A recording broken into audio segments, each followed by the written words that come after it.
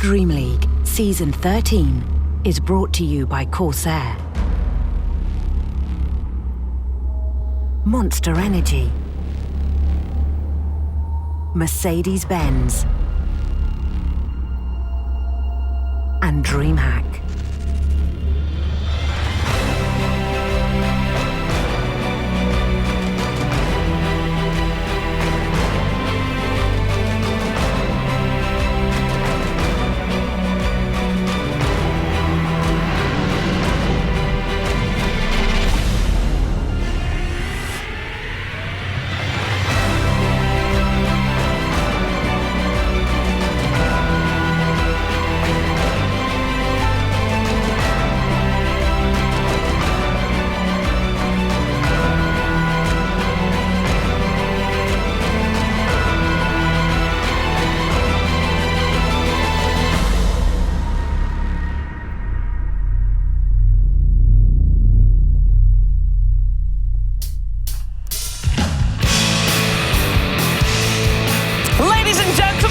The final day, the final series here at DreamLeague Season 13. We got the two best teams in the world against each other. The major grand finals are between Team Secret and EG. It will be quite the series, Grant. Oh, hello. What's up, Lizard?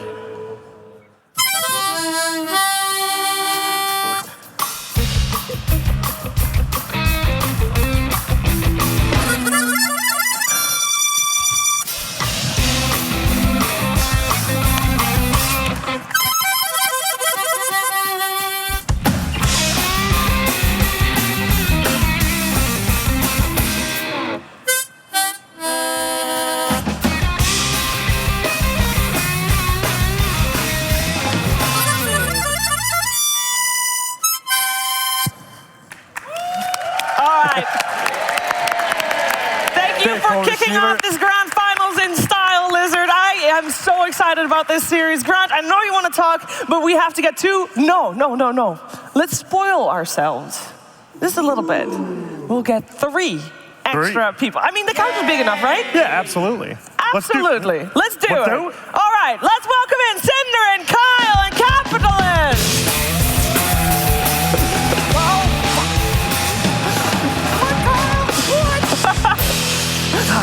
Are you okay there, Sid? I'm just walking normally, like a normal human being. Just walk up to the couch, sit down, Take it easy, man. We've got time. It's because you don't have that competitive drive that Kyle and I do. Oh, yeah. Says, okay. You want to take that, I set it up for the shot. I'm just looking at Kyle. Kyle said that he was going to beat me to this chair. Oh. Yeah. It's the easy spot on the set because you only look one way. That chair is the easiest spot on the set? Dare I say you're sitting in the easiest spot on the set? Why? Because you can just look either way and you're fine. Cap can only look that way and has to hope that you guys fill him in on everything. Doesn't matter. I don't care what the best spot is. I know what the best spot is. You guys have the best spot in the house because we're going to watch some awesome Dota 2. We have Team Secret, we have EG, and I really want to talk about this matchup. The last time these two teams met in the grand finals, and I know the roster wasn't entirely the same, but it was very close. It wasn't that long ago either. It was in Birmingham, 2019, somewhere in May, somewhere around there. And that grand finals, I'm sure you guys remember that because it went to a full 5 games. And it was one of the closest best of 5 grand finals I've seen. I know there could have been a couple TIs also wanting to have that title, but it was still super close, and I can't wait for these teams to play each other, Grant. Oh, absolutely. I mean, it's the two best Western teams in the world, right? I think most people think that as of now. I mean, EG, they just showed they can take down Vici Gaming, which people said no one can beat them. And then here they go. EG beat them, Secret beat them. They get a meetup now. Yeah, and it's iconic, right? How long have these teams been going at it? I think since Arteezy joined the scene around like TI4, TI5 era, whenever Secret started, there's always been this rivalry between the two teams. They've actually swapped Arteezy back and forth a few times, though we all forget that because he's been on EG for a while now. But this is also his first major, Abed's first major, definitely earning the spot from that last performance. As you said, I don't think anybody really expected EG to take down Vici earlier today. Yeah. Definitely What- not Sin. Sin, were you expecting this grand finals? No, I wasn't. I thought it was more likely than other people did, I would say, but I was still clearly favoring VG Gaming going into the series, so I was happily surprised. I'm very happy for EG. They've got to be feeling so relieved to make a major final finally. And like Fly said, well, it's a new roster. We don't think we have this third place curse because we've got 4th and 2nd now. Well, what's the average of that? That's still 3. So you've got That's to win true. it now. Or the new meme is just going to be that you're still 3rd, right? And I do think that Evil Geniuses, I like what you guys said at the post game, which was No, Sin. that EG had the best chance, I think, between the two teams to be able to take down Secret, I just can- because what a thrashing happened in that upper bracket finals. Yeah. So hopefully we will see a competitive grand final, but then again, Secret looks like they're easily the best team here. A tier of their own. Yeah. Yes. Yeah. But at the same time, that's what we kind of thought going into this lower bracket finals as well, right? So if you're looking at this series, first of all, these two teams, Secret and EG, have avoided each other the entire tournament. So we don't know yet how they'll match up against each other. And I kind of feel like they'll match up quite okay, actually. In terms of playstyle, it should be a good one. I think that EG are probably better suited than Vici to actually beat Secret because they're more willing to play like in different styles. I also think a longer series is better for EG. Much like when they hit the loser bracket, they start to perform better. It's just getting more time to sort of feel themselves out. I also think they have just way more of maybe a depth of hero pool and just options. I think they'll just innovate here and potentially, no Animage, but I'd love to see them run maybe something like a Naga, maybe a Crit Enigma, something like this. Like they have a huge hero pool. It's just what Bulb and Fly come up with. I do think the Antimage is actually worth bringing up because I think it's an example of trying something, seeing it fail, and understanding why we don't do that again. Yeah. It's one, like the easy conclusion is, oh, AM sucks. The bigger conclusion is, okay, AM did not work in these games because this and this and this. When we get in a similar position, we will not pick AM, we will not pick another hero with similar traits. So we're going to instead try to build lineups that have a little bit more tempo, which is what they've managed to do today. Ricky would be another hero that they took up Never again. early and they dropped that one like But hot you never potato. know. They're just like, nah, not about that anymore. Now, I need to ask, because everybody remembers EG's 3rd place last year, and we know that they have 2 different players. How different is their playstyle now compared to then? Because their run-ins with all the 3rd places, most of the times they were stopped by VP or Secret. Like that was the whole trend of last DPC season. How different is EG's playstyle compared to last season? I think you just even take one player, Ramses for S4, and it's like, I mean, S4, he won a TI and he did great, but you bring just some fresh blood onto it. And he's been put in this 1v2, 1v3 situations that S4 had before, and he just kind of crumbled, right? Meanwhile, Ramses is like top net worth as a Doom who is left by himself. Yeah, I think that's exactly the point I'd make as well. I also feel like Ramses, not to say S4 didn't, but you see Ramses performs to the level of his competition. Like when he shows up on stage, like even looking at his time in VP, yeah, they may have underperformed at TI, but he didn't. Like he is a game winner, and you're now much more confident putting your offlaner on like a true core, to your point, someone that will be top of the net worth, instead of S4's role, which was usually more of like the Axe, the Centaur, the Darkseer, primarily initiator. Like that was his style, whereas Ramses can play effectively anything you give him. And do you feel like Sumail was similar to Abed? Yeah, I was just going to say exactly that. I think that it's a good thing to talk about Ramses because swapping in Abed for Sumail might have been relatively easy for the other players to get used to. They're pretty similar in Same playstyle. heroes. They're strong in lane, they play active team fighting, initiator or ranged intelligence mid heroes that want to, go out and kill stuff. Perfect case in point, the Storm Spirit, the TA, Sumail playing both of those as well for EG in the past. It's just an easy transition for them. What's really sick about that is the fact they're able to pick up that hero sometimes earlier on in the draft. It can get countered, and Abed can still carry the game. It's incredible. Yep, and I think if you're EG, you got to be careful about falling into traps in this drafting setup because Puppy really enjoys. We see now certain heroes and drafting concepts that are like very high power level. Wisp plus Gyro, the TA, Drow lineups. I wouldn't be surprised to see EG early pick one of these, sort of handed it by Secret, who then have something just ready to go as a counter pick. They gotta be really cautious about that and try and keep themselves open with their initial 3 picks. Yeah, let's actually hear a little bit from Bulba about their matchup against Secret.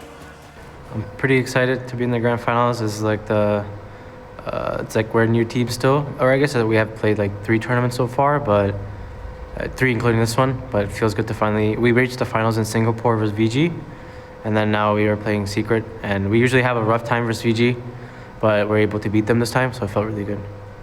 Team Secret's a team of just like, they have really high skill players on all their roles. They have a distinct play style. They just play very good. You know, they're very composed and patient. And yeah, they play really good. That's about it. We're super stoked to be in the grand finals. That's what we're aiming for. Obviously, the main goal is to win it. We're gonna try our hardest to, you know, do our best for Team Secret. It's a great honor to play them. And yeah, it feels good to be here. Yeah, and that feeling good moment that Sam had when watching the Game 3 of that series, our green room, to give you some perspective, our green room is right next to where the coaches watch the games. So we could hear Sam loud and clear cheering for his squad. That was exciting. I mean, he says they're excited, but we know how excited he gets. Yeah, and I think that, you know, I think both these teams, right, are actually so composed. They're two of the teams that don't really show any emotion, like before the game, during the game, right? You win a game, just like, all right, cool, a fist bump here, a smile there, but nothing crazy like the Liquids and Alliances. And there is so much history as well. I mean, we're talking mostly about EG at the moment. We're gonna get to Secret as well. Arteezy, former EG. Fly, former EG. Bulba, former EG. What are you saying? Am I not right? Former Secret? I mean, former Secret. Well, Arteezy, At this point, he was they're former all EG as well. He was also former EG. You know what I mean? Come on, I meant Cheever former has Secret, some hot of course. insights of who's getting kicked after this tournament. Well, Zai is former EG. And I mean, no, Zai, I would say, Zai and Arteezy, I mean, these guys were like best friends for a very long time. They still are good friends, right? Yeah, they are, but it's like, obviously, if you're not in the same team and you're going to be opponents now, like, sure, there's a friendly rivalry, but deep down, you're like, nah, I don't like this guy, I got to beat him. It's like back in high school, you know, sharing homeroom with somebody. Like, imagine if you had just every class with one guy. You're going to be friends, but then next year you have nothing together. You still might keep in touch, but you don't have that forced interaction that being on a team is. Oftentimes, if you're on a team, you kind of forget other people exist. Yeah. There's going to be some tips in this game when they kill each other. I'm pretty sure. There's still that. Probably. And it's not, you know, a lot of the times when people tip in these games, it's like, oh, we're trying to tilt them or we're trying to get to them. I just think they have a lot of respect for each other and they're still friends and having fun. So if something funny happens in the game, if Arteezy ends up on the clip, Zai will be the first to tip. That's my prediction here. I'm pretty sure he'll be all over that. All right, Cap, talk to me about Team Secret, because you know, they took a break half a year, and they played in Singapore, and it was actually EG to knock them to the lower bracket in Singapore as well, but I don't think we can count that, considering Yapstor wasn't playing for them, and it was mid-one instead. So how is it that a team like Team Secret can just, I don't know, take a half a year break and still be on top of their game? Well, I think there's something about Puppy and his leadership and the kind of players that he's able to always pull in. And he also seems to have a good knack for recognizing young and upcoming talent. Yeah. I mean, he was the one who snatched up Nisha and pulled them into that truly tier 1 pool. And he has, he's easily come to expectations, if not exceeded them, time and time again. I think that him as a carry has just been wonderful for Team Secret and allowed them to be able to have still a versatility where he's able to now play that mid lane oftentimes and reach into Matumbaman, allow him to play that hard carry that he always kind of wanted to, you know? And I think, just going to Nisha, he's been the best player this tournament by far, I think. I think, if you have the MVP of the whole tournament right now, it's been Nisha. He hasn't had a bad game. Yep. And I think EG is going to have to be a little cautious. Again, I don't want to see them fall into the same trap as they did in the past, like yesterday, where they just have no ability to fight in the mid game. Secret have no problem putting all 3 of their cores on heroes we'd consider 2s and just fighting. You got to be prepped for that. And to your point, I would agree. Nisha's definitely been my MVP thus far, but Abed making his own case after that storm in the previous game. Yeah, we've had only a limited amount of words that we get from Secret because they did make their run through the upper bracket, so they got the least amount of games in here in Leipzig. But we did have Puppy sit with us for a little bit after his series against Fnatic, and they did lose the first game. They can bleed, we know that. And he talked to us about what they learned from that one loss, was that they're just picking fighting heroes. That's their goal, just fight, fight, fight. Is that some information that you can do something with if you're EG, Sin? I mean, I don't know how much that interview says compared to all of the replays, right? You look at the drafts kind of speak for themselves, especially the last draft against VG Game where they picked 5 teamfight heroes or something like that. They were willing to sacrifice a bit of laning prowess just to be able to fight in the mid game. When you go against that kind of strategy as EG, you do one of 2 things. Either you double down on trying to really crush them in lanes and take advantage of that and build a big enough advantage, or you have to match them. I don't think playing split push to avoid teamfights works in this patch. I think it's way too hard, so don't go that route. Yep. I agree. And certain heroes have also risen. I think we should expect to see more priority on AA for certain. I think Pangolier. Pango is like that secret hero I'd be terrified of as an EG fan because they play it on so many different people, and it's so strong at all times. Zai, even with no laning phase whatsoever, still manages to And you have dominate. crit as well, right? So it could be on both sides. I'm way more scared of the Monkey King on this side of Team Secret. That is a hero that I feel like it hits that mid-game timing. It's so much team fight. It also gives you that vision advantage, which is so key to be able to find the right kind of initiation in the first place. And hey, it's a great Echo Saber build-up hero that we see so much. That's part of the reason Magnus is so strong, right? That build-up into that item. It's a huge power spike. And it's a best of 5 as well, right? Let's not forget. So there are some sneaky picks that could make their way in there. You know, Matumba Man has a very notorious hero pool with the heroes like Broodmother, Lone Druid that was first face banned against Alliance against Liquid pretty much the whole tournament. Matumba Man also plays that one. We could see his Lifestealer. Yep. And you have the option of putting Nisha safe lane if you need to in a game. Like, he doesn't have to play the mid role if Matu can get a Lone Druid. Yeah, I feel like we've just actually seen this series so many times before. I'm worried. I feel like we could easily see like an EG just bust out. You know, AA Void, right? It looked so good for us before, and then Secret's like, we saw that coming, and we're just all in push lineup with like some Lycan or Lone Druid, and just, you know, who knows? We'll get to it eventually. We will get to it, Kyle. Indeed, we will get to it. But we will get to our grand finals after this.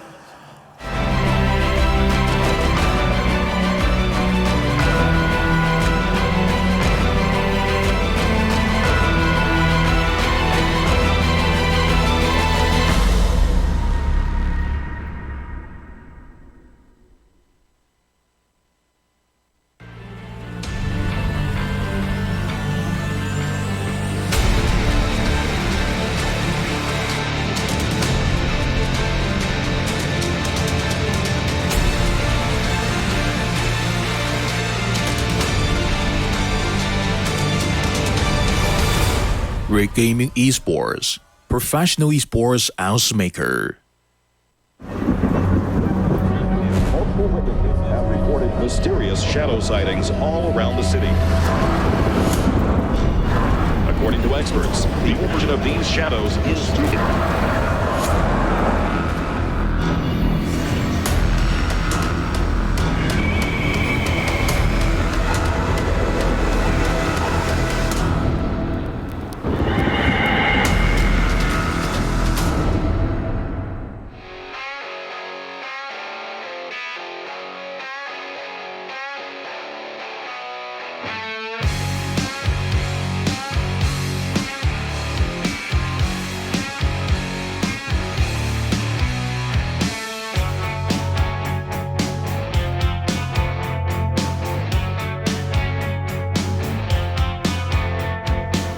It's not a question of if you can survive, but can we take anymore? They found another way to keep you alive. It's becoming a bore. Thank God, thank God, thank God for modern medicine. Thank God, thank God. God for nothing. I know you're sick, but if you kick a little quicker, I'll be so grateful. Hello, come in, come on. You know I'm living for the day that you're dead and gone. Sick,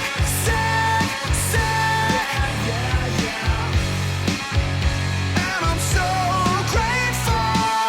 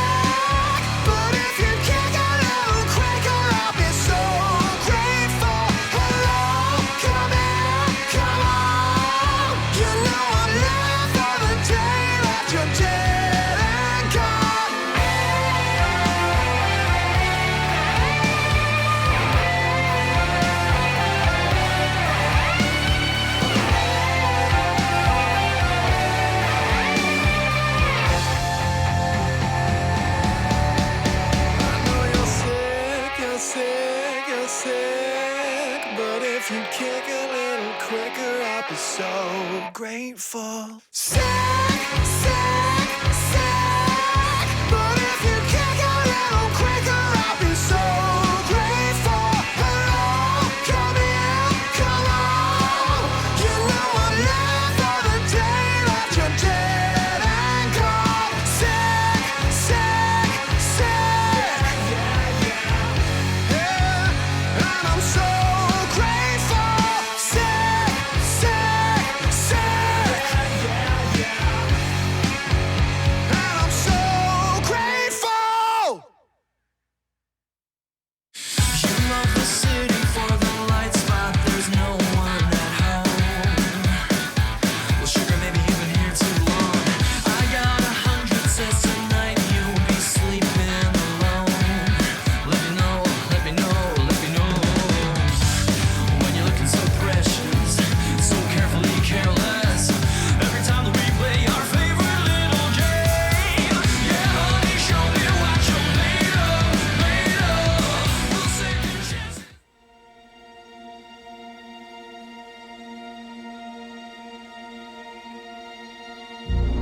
Playing in a major, it always feels nice. It gives you a sense of feeling that you're doing something right. I mean, you're competing with the best.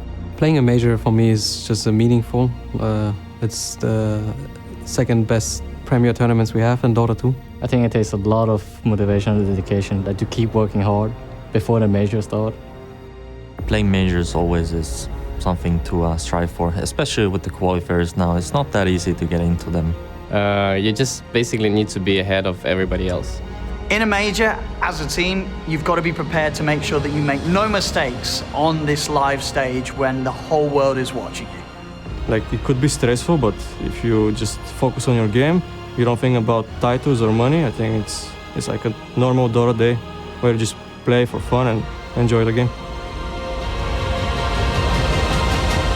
You guys ready for some Dota? Are you ready? Are you ready?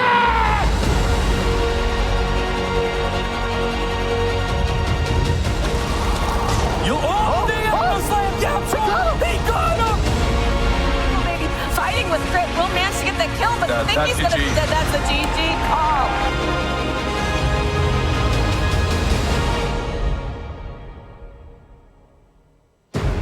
So far, this tournament's been pretty casual for us. We're playing without stress. We're just having a good time. We're taking it easy, and we still have a lot more to show, and we always have some secrets. I have a long history with EG, and now they've cruised through the low bracket, so I think, they'll be a scary team in the finals. It's very exciting to be part of the grand final of a major, finally. And now we're playing kind of like the kings of the majors. So if we could start off 2020 with a win against them, it'll be one of the best things we can do as a team.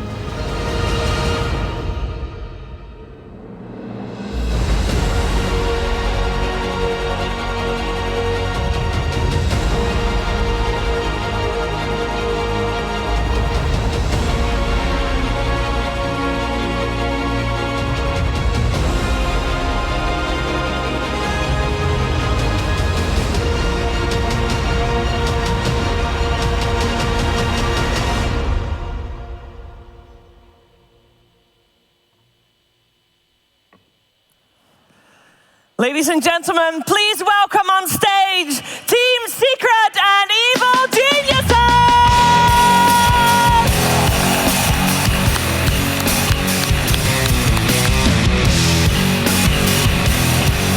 That was a hype video, actually.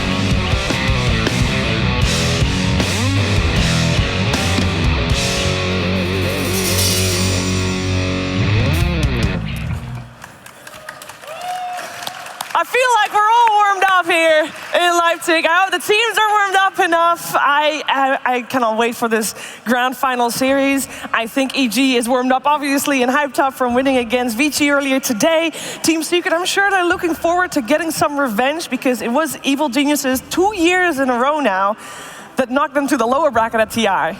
Like, every time. In the first round, it's like, welcome to TI playoff bracket. Made it to the upper bracket? Great. You're down. And I think they're looking for some revenge. Obviously, though, Team Secret does have 2 major titles under their belt from last year. They played in 3 grand finals, 1, 2, and EG, they did not. They did not. They did not play in the finals. Top 4s here, but yeah, didn't make it up. No. All right, so I need to hear from you guys. What are we thinking? Do we think that Secret is just the upper hand, or does Evil Geniuses and their run that they've had with just the more Dota that they've played, do they have the better shot here? I think, it's tough, because Secret has to just be the favorite going in. They're in the grand finals. They didn't drop a game in the main stage yet. They look so good, and as we said, it was the same with EG versus Vici. We got to see the adaptation and how they do it. That's what I'm looking for. But I think EG's leveled up throughout their tournament run, right? Puppy said in the interview that drafting is like more important now than it ever has been before. There's new stuff that EG's learned, right? As an example, AA. It went from, hey, why is no one picking this, to, okay, yeah, this hero is actually really, really good. How does this affect the meta? Because everything just does go in cycles. But don't you think Secret just has like a bigger hero pool, like on all their players?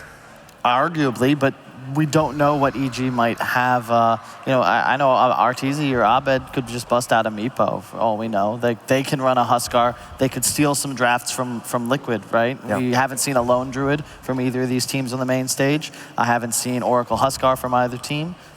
These are still game-winning lineups that you can just steal the game off of. Yeah, the meta is very different. It's very much now a series meta. 5 game sets are very different from 3, and it's really anyone's match. To what Kyle's saying, there's actually a pretty big discrepancy in just the number of heroes these 2 teams have played. You've got Evil Geniuses who have gone through the lower bracket, have to play a lot more matches, but as a result have played 19 more heroes than Team Secret has. It's easier when you go through the upper bracket. You've found a winning formula, but in a best of 5, EG has plenty time to be able to break that formula. I think something for me, when I look at these 2 teams, something to keep in mind is it's not only the scoreline, has Secret looked like they could lose, is my question, on the main stage. I don't think, there's been games that EG has won, or series that they have won, where it has been close, but they've edged it out in the end. They've got the little bit that they needed. Secret hasn't really ever been in a very bad spot, I think, in a game. The closest was Vici in that game yesterday, where they had a 5K gold lead, but Secret were still very calm, collected. They had the team fight. Like, you knew if they just individually played well. Yeah. I mean, they almost went 2-0 to Fnatic. Remember? Yeah. I mean, I know that was early on in the tournament, but that was still a very close call. Because that's the debate here, right? Is that, yes, EG has grown a lot, but you could argue the same for Secret. They dropped games in the group stage. On the main stage, they haven't, it's not really been close to them losing a single game. So I think both teams have grown. And at the same time, Evil Geniuses, every time that they did win, like before last year, they had a lot of victories. But wasn't it every single game that EG played that they made it even? Like, doesn't matter if they're playing against a tier 2, tier 3 team, they'll still make it feel like we're watching an evenly matched teams. I don't know, I feel like that's just EG's play style. Like, it doesn't matter how, they'll win, even if they make it difficult for themselves. And I think that, especially before this tournament, you make a good point. It's they played the same drafts every single time. You could put like a hero here or a hero here, but they played the same things. So they just played down to their opponents. They played up to their opponents. They just played their own draft. And now, as Kyle said, a little more versatile, which is good going into a grand finals. And I like to see them keep the draft archetype they had, and I think the lineups they were most successful with, notably the one Ramses was on Venno. I like him on 3s that shade towards 2, but that means Fly might be forced onto heroes that effectively have 0 farm priority, which I'm okay with. Have him play AA, maybe bring out the Bane, Oracle. Like, these are, let him just sort of focus on backing up his allies and let his 1 through 4 position just farm. All right, gentlemen, ladies and gentlemen, it is time. We're in the draft of game number 1 of the grand finals here in Leipzig. We're gonna have on the Radiant side, Evil Geniuses, Team Secret on the Dire side. The bans have begun. Talk Dota to me. And Chan's gonna be permabanned, I think, this series. Yep. We saw it get through once yesterday, and it just dominated the game. No more.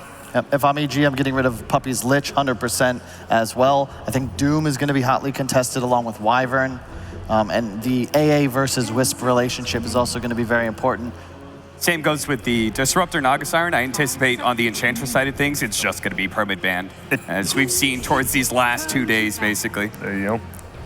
And we didn't even mention the Disruptor yet, but it is still probably one of those heroes that has like the highest win rate, despite being like, I think it's 70% plus. 30% or 30 games picked this tournament, which is crazy high already, and then a 70% win rate on top of that. Very high. There's been a lot of strategies built with Disruptor where it's something truly unique to have a hero that has such a long-range catch that you can technically build a lineup without any stuns, as long as you can run at the enemy and feel strong. Usually that's the downfall of, for example, Shadow Fiend strategies or whatever, that you start taking the fight with the enemy, well, what if they just run away, right?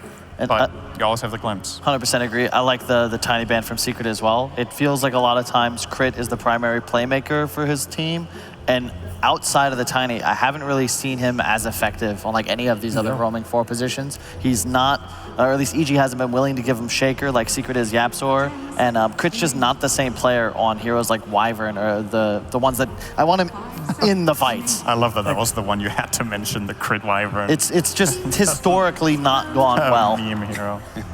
Oh, she's single. Let's hook her up with Rich after. All right. Lich ban, you called it. It was going to come out from EG. It's just too value to give Puppey that hero. Is it just like, is Puppey just the only one who's like playing it right? No one else is getting it first banned against him.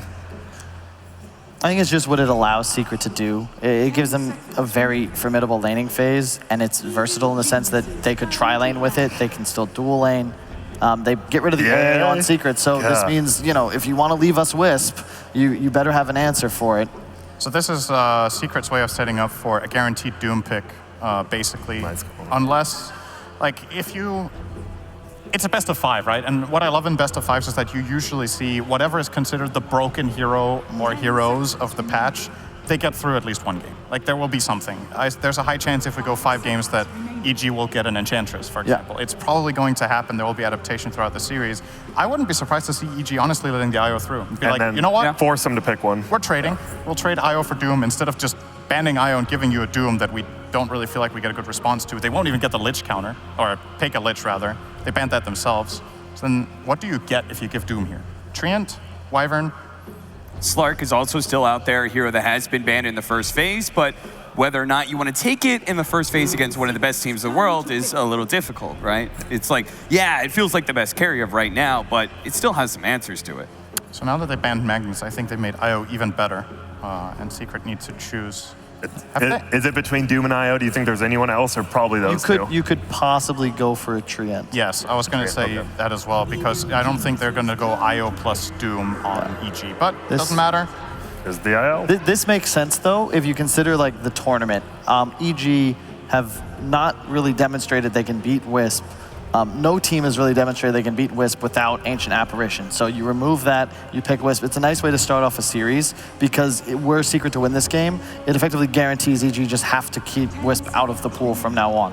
And I think it makes Doom a more difficult hero for EG to pick because both IO Gyrocopter and IO Slark, because of the IO's presence and the regen he provides in lane, it's actually very effective against that hero. Should Some good base. I love when this hero gets picked. Shoot base. Wyvern's in. I think EG are on the Kyle train of we hate Crit Wyvern. Let's get something else.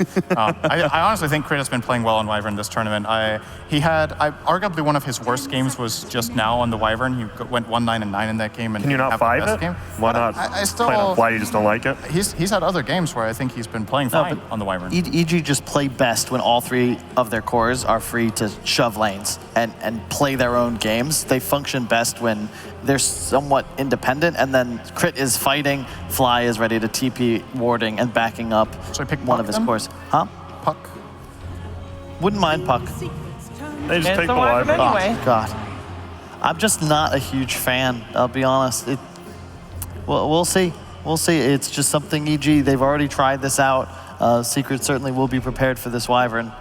What would you pick now as Secret? Do you take Slark, Gyro, or neither? Gyro. Just take the Gyro. What about Treant? I'm okay with not getting your partner right now and just leaving it a little bit more open. If they're willing to pick something like a Huskar later on, I'd be okay. But I just think Gyrocopter Wisp is such an insane duo that you need to have something pocketed that you're just as comfortable with. In the past, you know, used to be Tinies or Svens. These heroes are no longer able to be ran with Wisp in the same way. Who plays the IO for Secret? Is it only Yapzor, or does Puppy play it now as well a bit? I know Puppy does play it. I just don't know if he's willing to. It will be their first IO of the tournament in this game because they have not been able or have not been wanting to play it before. I guess it's a secret then too. Oh, that reminds me of, was it the Shanghai Major where Puppy had not played Earth Spirit the whole tournament and he pulled it out in the final and he missed like 10 rolls in a row? I was like, all right, I'm not playing that anymore. I doubt the IO will be the same thing, but it's cool to see, right, that they've not used it the whole tournament, now it's the time. There's something they've learned here. I personally think it will be Yapzor playing. Ooh, okay. Oh. Different approach. Yep. And speaking of heroes that they haven't played yet this tournament, OD is another one of those. Yeah. Damn. Puppy has a history of loving to pick these heroes together. IO keeping OD sustained, giving attack speed is exceptionally powerful. You basically have now a hero that can save IO as well. Yeah. But it's really cool when one of the cores can protect the IO. It's really good against the Wyvern as well. You have an insta put down for anyone that gets cursed out of position. You need Axe, I think, to do that. The cast range on Astral is not high enough until you have Axe, I'm pretty sure. Maybe. But you do have to Astral build got up nerfed, right? It used to have much higher cast range, and now it's shorter. But when you get the Axe. Everyone's gotten Ags except I think Arteezy didn't get it one game, and there was another game it wasn't got, so more than likely. Yeah, there was that Moonshard. The Vici one, yeah. There is the damage you can lay into the Cold Embrace, and I think, honestly, like, stat stealers are just insane right now because of all the sustain that happens to the game, all these defensive supports that save somebody. Cold Embrace just turns into an opportunity for this OD to steal. Get a bunch of orb charges, rather. Yep, and I like it because it kind of just denies the Timbersaw, right? They don't have to ban it out now, and I don't think you feel comfortable playing it into the OD. That's a really good point. I think that the concept most fleshed out thus far at the tournament is these strength heroes that just abuse sustain mechanics. OD is arguably the best hero against them because it doesn't matter what your armor is, physical or magical, like you're dealing pure damage, and the hammer just hits unbelievably hard. Wyvern now is kind of removed as a save as well because you just beat into the Cold Embrace anyway. Doom also can have a lot of trouble against the OD for the same reasons. They do take out the Monkey King. We've seen it. I think Team Secret, they like only third pick it. Just get rid of it. Don't let him move around the map and just dominate you. Yeah, it's the kind of core that Secret is probably the only team in the world right now that would pick it together with IO. I just think Matoma Man plays very aggressively. He's very confident, and it's nice to have that kind of the reach. I think they take huge advantage of when they have the Monkey King is their reach in fights, being able to start from a long distance. I really like that Drow ban. That to me is like how Secret would lose up against EG is if they give away some sort of gotcha and or just a hero like Drow that just provides such a it fits the need for EG. It allows them to play the way they want and then translate kills into objectives, which typically their drafts have trouble with. Yes. What do you guys think about Leshrac for EG? We've seen a lot of Leshrac picked up against the OD. A high mana pool allows you to be able to ignore the Senni's Eclipse, and I don't think it's a bad option against IO lineups either. Kyle, you really like that whole EG, the lane shove, and that's what Leshrac does. I love really it against well Wisp too. Yeah, it would be solid here. I think that I want something like a Leshrac or a Venno for EG in the third or fourth pick here because of the tower pressure and also just because it makes it more difficult for Secret to control areas of the map. Tools to provide vision are really effective against Wisp lineups. Who would play it? For EG, the Venno. The Leshrac for EG. Oh, any of them. I'd be confident with Abed or Ramses specifically. I think it's best for Ramses. That's the sort of three that I think this team will thrive with him on because he can play a lot more aggressive. And they just straight up third pick TA. I'm a little concerned because Secret saw this, right? Yesterday, EG leaned on the TA to take down Alliance, and there's no way they came into this game without an answer. And already I'm thinking Huskar fourth pick for Secret. Huskar is definitely very possible here. You see, a hero that could have played against the TA as well for Secret if it were to come down to that. It could have been the Monkey King. I think Monkey can play that lane just fine. But now that you remove both of these into the TA doesn't only have 2 lane counters. There's more options that you can play. There's even the possibility, I don't know how cute they want to get. We've seen some mid Batriders this tournament as well. Yeah. That's another really good point. Batrider, we saw it against, it's just one of those hard counters to Wyvern as well. Both, you have no real answer to it in the laning phase thus far for EG either. Now they have still in the pool.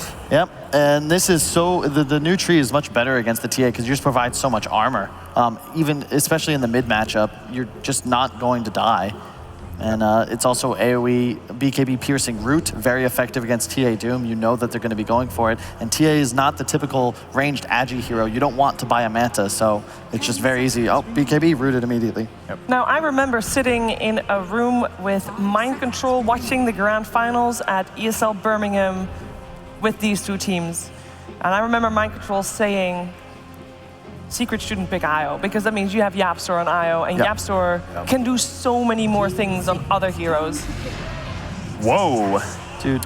Okay. Nyx Assassin coming out. Now this is cool as well, because I'm still thinking Huskar for Secret, but the new Nyx ultimate does apply break on attack. So it's a little more effective than it was in the past. It's a very good hero against the OD. It's a very short duration break though. True. Is it 4 seconds, I think? So you negate that with an Astral or relocate. I mean, it's still something. I think the Huskar pick was still an awesome suggestion, honestly. I think it looks really good. Because right now all Secret need is that hero that they just make indestructible that does either spread damage or can kill towers and be a massive threat and provide its own catch, which Huskar does. Is there anything else we're forgetting? I mean, Gyrocopter's obviously still in the pool. This Nyx Assassin pick, we haven't really seen too much of it. Is it not too slow of a hero? Like how quick we've been seeing all these games go? I fear that it is. If you look at the EG lineup, like really, where's their tempo going to come from, right? You now have a Wyvern, Nyx, Doom as your 3-4-5 and a TA. Like you're going to need a lot of space, and they actually just go straight for the Slark. The space creating Slark, right? While this OD farms, I think is how they've played it before. But you just don't really, you're picking it into Doom. It's quite brave. It's scary. Something I like about EG's draft, though, is they have good ways of getting information. They have the Vendetta, they have TA traps. And if they get the jump, you have multiple ways of starting a fight. You can start it with Nyx himself. You can start with a Doom Blink Dagger into Doom.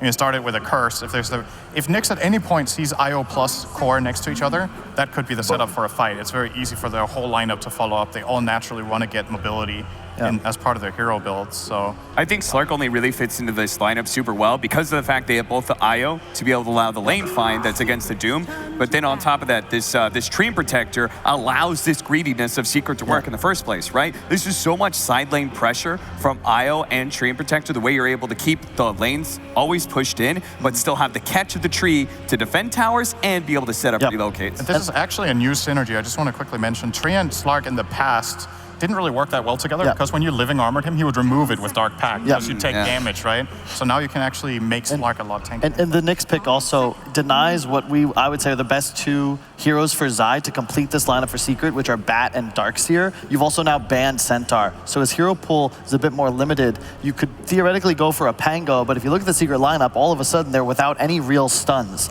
So you need Zai on something that provides catch. Again, Batrider would be so sick here, but against Nyx, where you can just walk into the Firefly and pop Carapace, it's not really a playable hero. So you're quite limited. I'm curious to see. There's the Lesh, man. Clockwork is a possibility, but I like Clock. I don't like it too much with Slark, but I like it a lot with OD. So it's about what they think is more important. The reason it's not that cool with Slark is even if you can pounce into the cogs, well, your two heroes next to each other, you're going to get cursed, right? So it needs to be... You can get a sustain hero. There's still Abaddon and Omni you can pick up against the Doom.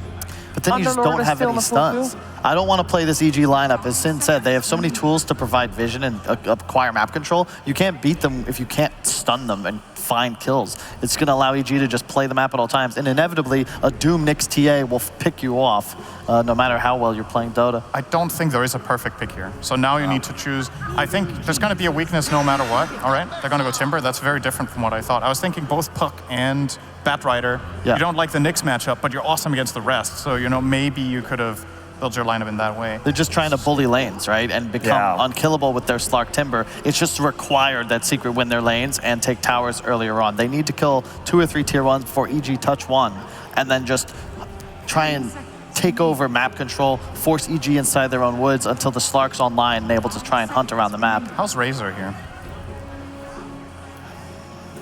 Not a huge fan. I'd rather a Pugna. Why? I just burst damage. I want an anti-magic against the OD. I think that's your big concern at the moment, is a BKB timing on the OD. Man, these two supports do nothing to this Timber, so he is going to have a real good game. There's the Razor. Nice call, Sin. Why'd you like it? So they're going to put the TA mid, right? And you're looking for a hero that can sustainably do well against both Timbersaw and Slark in the laning stage. Even if Slark can pounce out of the static link, then that's a done deal. It's an Arteezy hero. He's played it a lot in the past. It has the tempo, it has the team fight, the mid game. I think it fits the bill. It frees up their supports to do a lot more of what they want to do, because he can play alone against Timber. It is time. It's time. Game 1, Dream League, Season 13, Leipzig Major, Evil Geniuses, and Team Secret with, of course, Odie Pixel and Fog.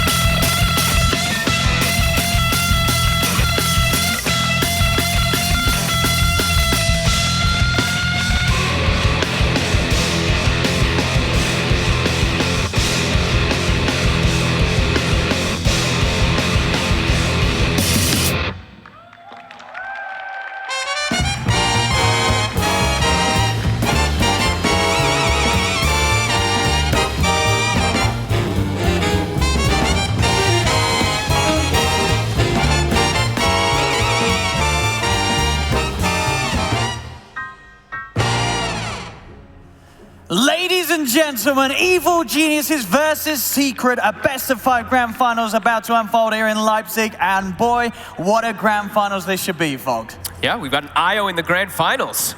Good fun coming out here, and a hero that we do not see Secret play too often. No, but obviously a hero that has proven to be very strong here. We have seen EG, they have won games against the IO, they've had plans against it before. The question is, do they have a good plan against it this time? What do you think about EG's response to Secret's opening? It's definitely very mid-gamey type lineup, especially with this Razor pick. They're looking to do well in their lanes and also just come out of that one with an advantage versus this Secret draft. It's a Slark, right? This hero started to fall off pretty hard, I feel like, in this tournament, but it does make sense them picking up here. I look at the Secret draft and I'm seeing a lot of different ways of sustain and a lot of ways of protecting each other, right? We have living armor, we have the IO tether with your overcharge coming in. Timbersaw has got reactive armor, charges built up. Then you have your Slark, if he gets out of combat, he gets a lot of regen. OD as an Astral. A lot of different ways to kind of protect each other if they do get targeted, let's say, by that Doom in particular. And do you sort of agree with what the panel was saying about the fact that this draft, you look and you say Secret's heroes, if they do have a good laning stage, they get through to sort of the mid-game onwards, they're just going to be very hard for EG to take down, whereas EG's strengths are going to be in the lanes. They can try and get this dominant lead from the start. Yeah, absolutely. I think that's why they like double down with this Razor pick, especially too. And he does have, I think especially what Sin was pointing out, is you look at the lanes, and wherever Razor's going to be, he's going to have a good lane in the side lanes. Because he's not going to be versus the OD. We know that the OD is going to be in the mid lane, so no matter what, he'll be versus either Timber or Slark on the side lane. So great link targets to be able to get a good start for Arteezy. And is this sort of the best of a bad lane for Secret to have Slark in that lane, or do you think they're going to want to adjust and make sure that Matu does have a good time on the other side? I think they just want to make sure that Zai doesn't get absolutely nothing. If a Timbersaw is left alone versus a Razor down bottom or something along those lines, he literally will just have to, he can't even cut creep waves is the problem, and he just gets linked, and you won't get your reactive armor sex built up. So I like this. I also think it just throws a little bit of wrench in this, wrench into the works, and it ensures that Matumba Man will get free farm, and that's kind of the name of the game that I think Secret wants to have. Oh, well, definitely a lot of focus will be there on that bottom lane with, at the moment, the trio of Secret ready to go head-to-head with what will be the tri-lane of EG, with Crit heading down there to join his teammates.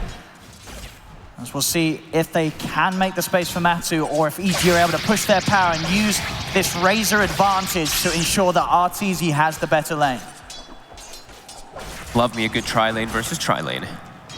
Means the top Zai will be able to get a decent amount, but Ramses also will be able to get himself good free farm up there too. Once Doom starts getting some levels, can be a bit scary though. Then once you get like level 3, of course, as we see, you get your reactive armor.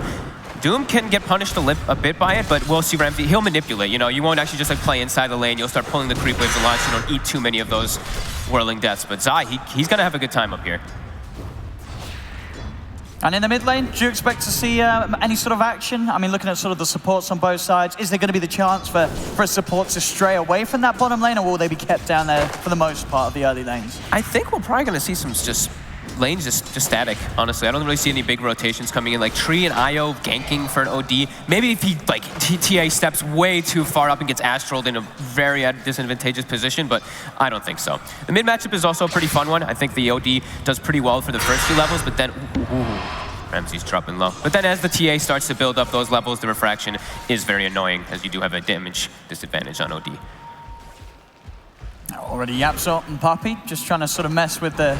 No pulls whether allowed. they're trying to. Indeed, both of the camps will be blocked up here. Oh, yeah, you did not get the other one. Yeah, they'll leave the large one up, but they get that small one, so won't have any chance for an easy pull for EG to make to the small camp. This looks good though, like RTZ's getting full free. I mean, they're still level 1. The top man. It's a lot of burst. Puppey's going to try and come in with a heal, and Matu still has the pounce available, so he'll be okay. Like that he goes for that too. You see level 1, he's not versus this melee hero that he can traditionally just beat on to get those stacks up. He saves the point, gets the pounce just in case of that. EG almost with a heads up play there as soon as they hit 2. And now we're seeing what we were talking about. You know, you don't, as a Doom, you don't want to lane 1v1 versus Timbersaw. You're going to manipulate. And mid is actually dead even. 8-8, 9-8. Oh, sorry, 8-8 and then 8-3, sorry. But they were pretty close like just in those last hits anyway, even though Nisha now does have a DD. Yeah, just about half a level advantage with the way that Nisha's been able to play with the denies, using that Astral to his advantage. Really messing with what Arbet can get from the dire creeps. And in that bottom lane, as the levels start to come in, do you see EG's lineup, you know, when they get like the level 2s, level 3s, will they be able to do more damage than the Secret's able to sort of sustain through? Every time I felt like one lineup would do better, then I see the other lineup with a tree in the lane, and the tree always ends up just turning the lane for some reason. So we'll see. I think it's a lot depending on the positioning too, but Nyx looks pretty good in this lane. Like, he can just kind of walk up and bully them away, and we're actually seeing that start to happen. Matumba's actually like, I'm out of here. I'm not getting free farm at all. I'm not getting Lineage anything. Razor 11 denies. They're switching lanes. I mean, they need to. As you say, Matu are having pretty much no chance to look at the creep wave. That top lane has actually been set up, so he has got a juicy double wave coming into him. Oh, yeah. Thanks to the way that Zai pulled in. So Zai, being a bro and keeping that set up for Matu, and should be able to farm it without any looking from EG. Just going to try and get in on top of Zai, but a quick Timber Chain will break him away from the static link. And we'll see if EG remain down here, or if they do decide that they need to send more attention up to top to ensure that Matu doesn't get that space. This is a great lane setup for EG. Immediately, RTZ, he sees Slark top. He's going to port up there as well to keep that pressure going. Yeah, this is really nicely set up here for EG in the start. The supports start to move from Secret as well. Puppey will head up, so there's that safety for Slark as soon as they see RTZ. Where'd he go? Nice little high five there. Still, look at the denies on Nisha. I mean the DD definitely makes a big, you know, argument to see why he has so many of them, but he's playing really well around those Astrals. He's actually got he's gonna have, what, 3/4 of a level advantage on top of this TA. You'd imagine so. You know, Nisha, as you say, just masterful with the timings on these Astrals, making sure that he's getting the maximum amount of denies possible. Setting up the creeps as such, though. Arbet is struggling in the levels. Obviously, Arbet, with the farm that he's getting, he's still going to hit the timings for those sort of early items that will allow him to turn to the jungle and start to work towards those bigger mid-game item timings. So won't be too fussed about the way that he's falling behind in lane, as there's always a comeback chance with the TA. Matumba's much happier up here. Even though he's still versus the Razor, it's because it's in his safe lane. It's not as long as like this chase, but he still is going to get linked up and have to deal with that most of the times here, as it's a big link. 50, 60 damage for RTZ. And that will mean it's just sort of another wave and a half that Matu's going to struggle to CS against RTZ in. I'm really happy we're going to see a Nyx. I think there's another hero that it's a weird one, because sometimes it can look super bad, but in some games, like, you just have so many different ways to set up. There's so many different things that he can carapace play in this game. And it's a lot of information. I think that's the other thing that Synderen was talking about, the TA traps plus that Nyx Assassin. You can really just start to get so much info on the map to make the choice. He stepped forward, but he's dead! He was so low. Did he not look at his health? He just walked in range of a pounce, and Matu I mean, there's no counter play. There's no way you can start stealing damage at a rate that's going to stop Matthew from getting away with that. He was sitting at what? He was like 160 HP. I thought he was going to back up and heal up a little bit more. Yeah, a little bit of a misplay there from Arteezy, giving up a very important kill, of course, for Matthew. You know, he'd moved intentionally to that lane to continue to pressure Matthew's Slark, and he ends up feeding a kill to him. 3 runes for Nisha. I believe that is why we see the tip coming out there. He actually has been pre-checking the runes, and he has gotten all 3 of them. DD, regen, as well as a haste. Well, Arteezy will, of course, return to that top lane, as that is the best place for him to play. Well, in theory, he's just got to make sure he doesn't go down again. Bottom lane, Ramses here goes under the tower, and some nice outplay with the blast. Gets the kill. And he gets the courier. Gets the courier. We'll see if Zai can find him. Comes in with the Timber Chain, the Chakram he's hunting, and he will find. So Zai does manage to get back in, get a bit of revenge up top. This time, Arteezy getting aggressive onto the Aya, but Arteezy keep the distance, and Arteezy is falling low. Pounce has already been used, so Matthew's got no further way to close the gap. Arteezy will live. Also had the TP up from Yapzor to make sure that they couldn't go for anything more. Grasp is thrown down and won't quite catch the Wyvern. Still though, Secret there, they're starting to set things up for Matthew. Matthew's now in a much better spot considering how the first few minutes went from down on the bottom lane. They've adapted, and it's just improved the state of the game for Matthew tenfold now. Yeah, it's the positioning of where it is. Like, even though you had the tri-lane bottom, it's just because he is in the off lane. So it just allows Razor to get that link in a much better position. So when you're in your safe lane as a Slark, you actually can like turn back and hit much easier than if you were down bottom. And we're seeing now TA jungling a little bit, Crit trying to find his levels as the supports were suffering a little bit on the side of EG. Yeah, Crit's going to want to get that 6 online as soon as he can, so he can start setting up for the rest of his team, make aggressive moves that Arteezy's going to be able to get behind. Even Ramses, as now level 7, he's ready to make plays soon when he skills the Doom. Yeah, he's holding the skill point. We see Ramses do this quite a lot. He was doing it on his Abaddon. He actually was level 11 last game on Abaddon with only 8 points skilled up, so. Just deciding if he actually needs it in the moment or if he sees an opportunity with a rotation, if he can. Oh, they might try and do something down here. It's got a lot of stacks already. They're going to bring 3. There should be a chance to commit with the Doom. Arteezy and Crit ready to help Ramses out, and here's the commitment. They're bringing it down, forward. they've got the static link, and with this sort of control, it's going to be in a big build-up. Zai is tanky, of course, early on as the Timber, but surely they have the damage to bring him down. There's no TP backup coming in. I think Secret, no, they cannot save him, as EG will manage to bring down Zai. Takes a lot of resources, but they get the kill done. I don't think you're too upset with that, even if you're Secret. Like, the thing is that who gets getting the last hit, actually? It's Ramses. I think Arteezy probably likely wanted that one because of that rotation, but he just wanted to get the hell out of top lane with this rotations. So, pretty even. I mean, as you say, that is the thing. Every time this move's happening down there, Matu continues to have more space on the top lane. Yep. And that's sort of an early lane setup where EG had that advantage down bottom. It's just a pipe dream now. It's so long ago, you don't see that being shown at all in how far Matu is right now. He's up there level at the top. And now it's, you look at EG's lineup and how do they really want to contest and put pressure onto the Slark now? It's not really looking like they have great options to with their heroes. They have to probably bring Ramses up there again, but without Doom, he's not really much of a threat versus this Slark at the moment, especially when he has the backup of the IO. So Matumba, every time he sees the Doom, is like in those situations, he's like, yes, good job, Zai. You ate the Doom instead of me. Yeah, I mean, you can see Matu not scared to start poking at them. Crit tries to toy around with a stun. Now going to look to go towards the tower, but Matsu can easily juke it out. Now he can turn, start to build up some of the stacks. Ramses has got the movement speed with the Scorched Earth.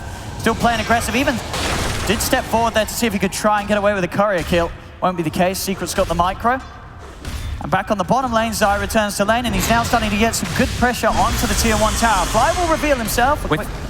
Without Doom, he can't die, right? He knows how strong he is. Even with the living armor on top, he can just look to take down this tower super easily. 10 minutes hits, outposts.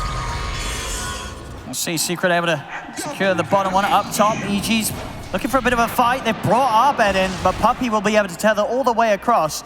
And it won't be a kill, but it will be the insurance that EG can head over and secure one of the outposts for themselves. But bottom lane, this tier 1 continues to fall. EG not looking to bring any sort of defense down here. So Zai should be able to take this Radiant safe lane away pretty quickly this game. Yeah, Arteezy's just trying to find a home. He's actually in the mid lane now versus, he just hit 6 on Razor versus a level 10 OD. Nisha's getting aggressive on him immediately. Yeah, Arteezy has to be very, very careful, as Nisha will look for the opportunity to burst him top lane. EG getting under the tower, they're looking for Puppey, they will burst him. But Ramses, he's almost certainly going to lose his life. Speedy. He's trying to run. Timber Chain, no tree to latch onto, and with that in mind, Ramses will actually have the movement speed to get away. They have no further catch. Chakram off the mark there by Zai. Just unable. Even though he was pounced, he did commit it a little bit early. But Ramses, with that, of course, the faded brooch on top of the drum, plus the drum chart and phase, he is just so speedy to get away from that one there. Nice aggressive move. Arteezy, like we said, he's just trying to find any type of place where he can get this farm, and bottom is a nice one right now. 4 range creeps. Yeah, this is a very juicy wave, and a couple of waves for Arteezy to soak in. So we'll start to help propel him back into the game as this Razor. So it's all very close. 11 minutes in, 3-2, less than 1K in it. Zai trying to take back the outpost top. Ramses will mess around with him a bit, and we'll see if Ramses can find a chance to make another play. The Doom's back online. And that pretty much is there. That's the big ability for EG to really run down heroes and to set up situations where Arteezy can come in and just lock down onto a target whilst they're disabled and silenced. I feel like Zai just wants to eat it. I don't think he even cares if he gets doomed in this game, just because he will allow his OD and his Slark not to be doomed. So that's probably going to be the case for Secret, just parking Zai wherever he sees the doom in every single one of these occasions. See some of the items queued up, Nisha. He's got 3 components of the Aghanims pretty much finished up. And we mentioned the save in this game can be really significant, especially versus Doom, especially versus Wyvern. He curses someone if he's in a good position with that increased cast range of the Astral that you get from the Aghs. You can protect people. It's going to be very important, EG's target priority in these fights. Yeah. All down to, as you say, the Curse and the Doom. They've got to use them almost simultaneously at the same time, as otherwise a save will be there for the single target that's gone on. They've got to try and split the aggression, get to the supports on the backline, and start to eliminate some of the save and sustain that Secret's lineup can provide. Quiet game. 3-2 at this 12-minute mark. Yeah, no teams feeding away any sort of misplay or mistake. They've started to calm it down a little bit. Bottom, Matsu gonna poke a little bit at Arteezy. They don't want to fall for the trap. Actually, Nisha, he finds Ramses top. They get in, and they're not even able to, they don't need to use the ult. His sanity wasn't there. Yeah, they grabbed him in place with the overgrowth, and then he rotated for the curse. Let's see if they can do something here. Crit is going to line up the follow-up stun. They're trying to burst down Puppy, and with Arteezy in the neighborhood, they will get the IO. See if they can chase down Matsu. The pounce already been used. He'll pop the Shadow Dance. He's trying to get back to the safety of his tower. They're chasing. Crit will have another stun in a second, but doesn't want to dive. So Puppy falls. Matsu is able to escape. And Matu also builds up some S and shift stacks for himself there too. So, you know, he kills his teammate, but he can go back to the jungle and farm a little bit faster because of it. I like how he doesn't actually use his TP there. He knew he was confident that he could get away, because he saw Nyx use his stun, Curse was used, he could have just TP'd out, right? But he decides, no, he can just drum, he can back up so he can stay, keep his positioning in the bottom lane to keep farming down here, because I think this is where these two want to play on the side of the map. Abed is still farming at a fantastic pace on the CA. We've seen already, like Nisha, he's been getting a little bit involved, as we saw, getting the kill on Ramses' Doom. But obviously on the side of EG, Abed, he's just been fully focused on getting these items done. He did pick up the Blink, so he is ready to help out the team if they do get dove underneath their towers. But he's going to learn to watch the death set before he really gets involved. Pounce in. They're looking for Arteezy. The static link will be broken. Puppy again with the long tether can get himself away. On top, Zai starting to play around with Ramses again. Ramses, he has got that Doom, but as you say, it's so hard for him to go on Zai unless he knows there's going to be a full commitment of backup from the rest of his team coming in. The Curse again, the setup. TPs are coming in. Chris going to be able to find the angle. Puppy's dead. They get on top of Matumba and they kill him off. Abed gets involved, soaks up some of the XP. As Puppy and Matsu, they've sort of been farming and playing around this area of the map for quite some time, and obviously a little bit too long. The greed gets the better of them, and EG push them off their half of the map. Such good movements by the two supports on the side of EG. Look how they warded their bottom side too. This whole jungle, sentries and wards aplenty for EG. They really wanted to just make sure, because I think they read the movements too. Like Secret, they just, like you said, the IO and that Slar kept going down bottom, so just bring the supports down there. Let Arteezy get that farm. So very heads-up plays, and yeah, great movement by Abed. Finally getting involved so he can jump in. Quick explosion with that level 13 plus Blink Dagger. It's going to be quick item timings on both mids this game. You know, Nisha and Abed just farming like absolute beasts. Nisha's got the Aghanims complete, and Abed on top of that Blink, only 1,100 gold away from having Blink Deso online. He's going to start pushing it on the mid tower. He's got great levels. You know, you can really feel that this is a game where both mids have the potential to absolutely pop off in the mid game. Yeah, absolutely. And it does seem like Secret, it seems like they actually like willingly chose to do this. Let EG make these last few movements, because I've just seen YapzOr actually farming jungle on tree. YapzOr has Meteor Hammer. That's it's coming in the current now. He's got it right now. So he's just been jungling on this Treant Protector for quite a long time rather than applying pressure on the map. And because of that, they actually still are maintaining that gold lead. Well, it's bouncing back and forth. Yeah, I mean, it's so close. There's two shovels. There's a shovel on each side, so they actually just shoveled a bounty rune from Abed, which allowed them to pull forward in there. Yeah, so I mean, it's exactly what you want to see here in this grand final. You know, both teams just building up to their own timings. They're playing their own game. Nobody's been thrown entirely off course yet. They both sort of have a route to victory. It's just going to be a question of how they clash. Here we have RTZ. He's going to be able to control him at the tether. Puppey revving up the relocate to get out of there. He is going to make it away, but of course, he's going to be coming back this way, so EG can easily prepare to take him off. Crit's going to force back Matu to make sure that there's no tether opportunities for Puppey. As he comes back in, he will go over towards the creep wave and is going for the TP. They have the damage though. Abed's in with the meld. Puppey is dead. And that kill, that's pretty much done it for Abed. He's now got Desolator complete. Super farm TA, but you look at that other side, that OD, same exact net worth as we've been saying. Nisha, he's keeping up. Found himself a nice item as well, as we see how much lifesteal this actually provides for OD is absolutely ridiculous, by the way. This Vampire Fangs on OD is one of my favorite items you can actually pick up on him early, because he actually heals for over 100 something per Arcane Orb. It's pretty insane how much you do. It's level 15 as well. So EG, they want to try to, I think, they want to look to pressure some towers here, because you're playing versus Secret with the Treant Protector, so it is very hard to take down those towers, and you have to take them in one go, otherwise they're just going to get full healed, as we've seen YapzOr doing constantly with his living armor already in this game. We see, Zai still very much the hero that can go to any lane he wants to, even with multiple members of EG around. He knows that EG, they do not want to commit on him. We saw both the supports, Crit and Fly, having a poke. Abed was just watching. He does not want to jump in onto the Timber. He's got to wait for other heroes to reveal themselves so he can get back and get those quick kills. Doing some nice damage, though, with the side blades, lining them up and bringing Zai down to half health. But for the most part, not the kill that Abed's going to be looking for. He'll be looking elsewhere. And he's also happy to continue farming, securing that BKB, making sure that his chances in a fight against this Nisha OD will be even better. Top lane, jump forward, they're trying to commit onto Ramses. Does get stunned up, Matu, but he's going to continue the dive, at least for now. The trap is laid down, and that will be enough to scare Secret away as Abed, he steps in for the overgrowth. Now Hammer's going to be coming down, locks down Abed, but Ramses, he's got the BKB now. He moves forward onto YapzOr, the tree is dead. He's got the Doom on Nisha. He's onto Nisha, a huge target to find. The stun as well, Ramses and Crit, they're playing around with the two of them. He's in so much trouble, Nisha will fall. Double kill for Ramses, and now onto Zai. EG, they'll get the three of them. Two massive kills, both Nisha and Zai taken away. A huge move for EG to make, and not a better time for Abed to turn up and really show his power on the TA. Now they can go for Roche, and I don't know if Secret can do anything about this. No, they're not up in time. They're going to kind of scout around the area. They will be respawning pretty soon, but such good place. And also, I don't think they expected Ramses to bust out a first one. I say first item, he did have the drums, but pretty much first item BKB. That just catches you completely off guard as he's able to just run you down on that OD and get a beautiful setup. I mean, it's a brilliant combo. You know, having the Centaur Stomp on Ramses and obviously Crit getting in with the Impale. That's a lot of AoE stun if they can find those angles, and they'll certainly be able to do so. They did it there without the curse, but you got to imagine in the future with the setup as well, there's so much potential for them to just hold Secret in place and allow the potential follow-up from Abed, the angles. You know, Abed, he's always going to get those side blade setups, and you see it here, just Crit and Ramses. I mean, they just weren't ready for this Doom. To come out like this, the aggression he comes in with, one of the reasons why Ramses has just been looking so hot in the games that we've seen. His offlane performance in his way, his approach of turning up to these fights around this mid-game 20-minute mark, that it's been impeccable. Yeah, I love the item and decision in this game too.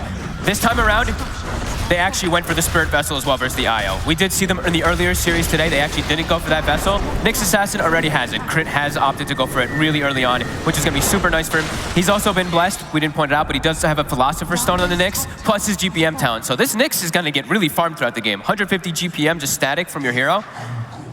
Definitely going to be significant to see how much he scales forward.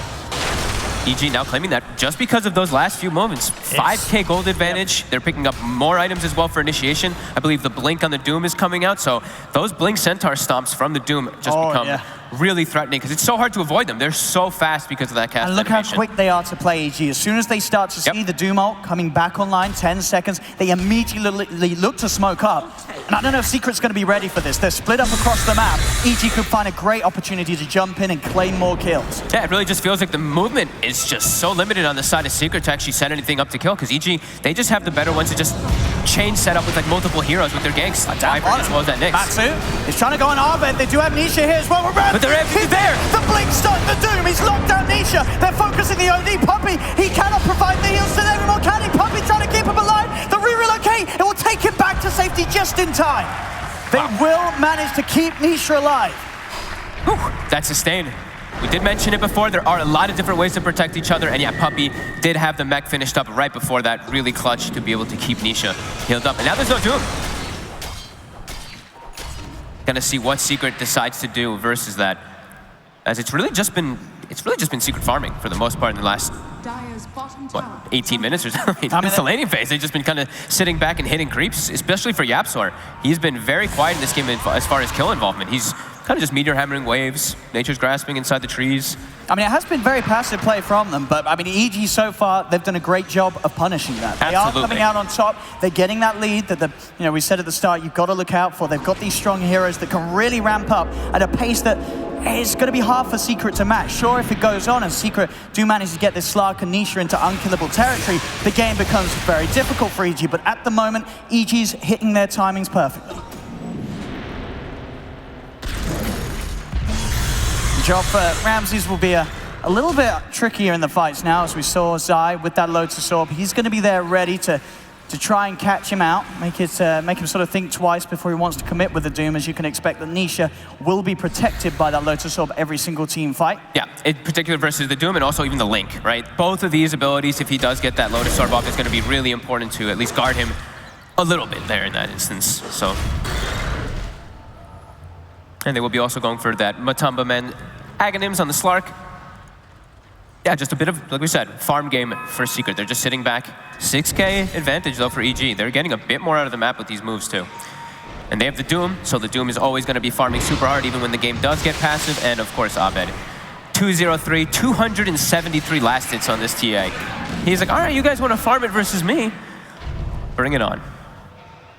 Yeah, Abed, I mean, we've seen so many games where he alone has just provided that star performance that EGs need to get them past some of the tougher opponents. And what a time for him to be fully focused and in the zone up in this final against Team Secret.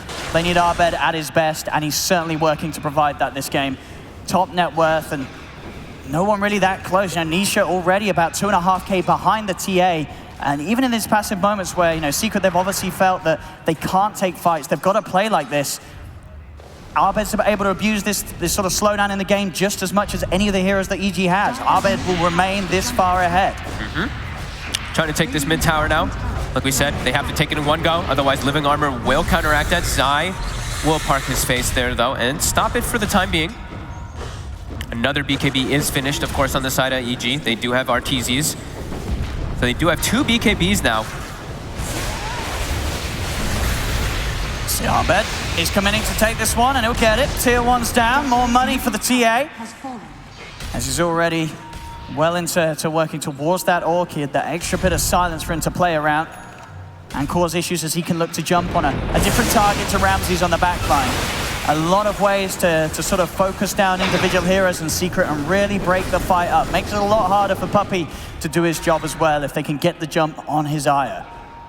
Yeah, he's gonna need either a Ghost Scepter or Lincoln's or something like that. Or a Ghost Scepter or some type of protective item on that IO just to make sure he doesn't get blown up. He had a Lotus Orb queued up, which I think is a bit of an ambitious one on the IO. Yeah, he switches to the Ghost Scepter. I think you need some way to protect yourself, just not to get burst down from the TA in particular. And we saw what DY was able to do with the Ghost Scepter versus that Wyvern as well.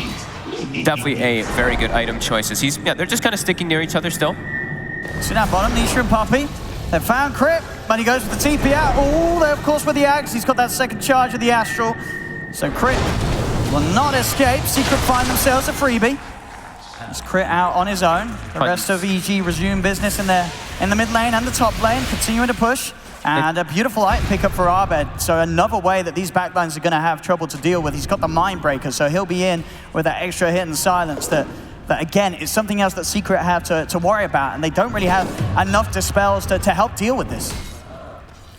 Yeah, the Mind Breaker is always going to be great also in particular, of course, versus Timber and OD. Until they get there, like, well, Timber won't ever really build a BKB, but OD will also get punished by that until he does have one for himself too. So we do see though, Secret have got, they've just found what has been EG's bit of a kryptonite. The repair kit. They've got the repair kit on Secret. And it's also just a very good passive item on IO as you pass off that regen. I mean, that 13 HP regen is nothing to joke about. So we'll see how that comes into play once EG are in a position to try and push to the high ground, as it just got that little bit harder for them. Yeah, they're really just playing that farm game. Look at this, Secret not crossing their side of the map. EG just continuing to farm up on their side too. How's our levels looking? Since we have a 10k gold advantage, game's pretty slow. Experience is pretty much even, as I feel like we might actually expect because of how much Secret's just kind of been sitting back and farming. And we look at this, you know, the win chance. It's only a 58% right now for EG, even with a 10k gold lead, so. Secret, they're protecting their side of the map very nicely. You know, they have a Slark, much easier for them to get all those D wards. I think we see 2 Observer wards taken out, so EG with limited information on the map at the moment beside those TA traps. We see Secret's wards, they're covering their side entirely. And another rather nice item find for Secret, getting that telescope aura inside of the squad for the OD. You know, Nisha's now going to be able to hit a range more, and also another item that will help that inevitable high ground defense that Secret are going to do, allowing Nisha to be a little more defensive with his positioning, having that additional range. The push to come in, EG, they're now ready to maybe look towards more objectives. They'll secure the outpost back in their favor, make sure there's no chance for any TP wraparounds to come in from Secret. Same time, Yapso will reclaim the top half of the map for Secret themselves. Passive Dota. EG trying to take advantage of this a bit here with these last few item timings that they have picked up. Abed easily able to bring down towers. I say easily, it's versus Living Armor. It's still pretty easy versus Living Armor what he's doing here. I'll be interested to see how it's going to work against the Living Armor and the repair kit. They know, I mean, they're going to see it soon, obviously, being carried around by Puppy, so they know that it's coming. They know it's waiting for them when they do look to see GG. Hey, but they got one themselves, too, so. Okay, there we go. Balancing everything, at least. But, you know, it does feel, you know, EG, the importance of them pushing sooner is definitely a little greater than for Secrets. And Secret is able to hold on and take it to the later stages. Sure, Abed's still going to be that beast, but you could maybe argue that the sort of the core basis of the Slark and the OD will be stronger overall in the super late game. Yes, if once they start itemizing as well, they can start to protect themselves versus the Doom if they ever do just, you know, decide to queue up those Lycan Spheres at some point. But right now, it's not the case. They're still just farming up for like a BKB on Nisha. It looks like an AC was queued up for Matumba Men, so they still have a lot of things they do have to address. And their supports, Yapsor, he's trying to match the farm of Crit. And he's doing a pretty good job. Like Crit, like we said, he has a passive 150 GPM on him. And you see Yapsor is only about 1,000 gold behind him on this Terrain Protector because how hard he's just been focused on his own farm. Maybe around here, we might see the next fight, but I don't know if Secret's ready in particular. They don't quite have the BKB on the OD, and playing without BKB on OD versus Nyx Assassin is just extremely difficult. You're going to Astral somebody, and he's just going to Carapace it, and then you're stunned, and they can easily jump on top of you. So they're going to let this one go as well. Aegis and Chi is free for EG.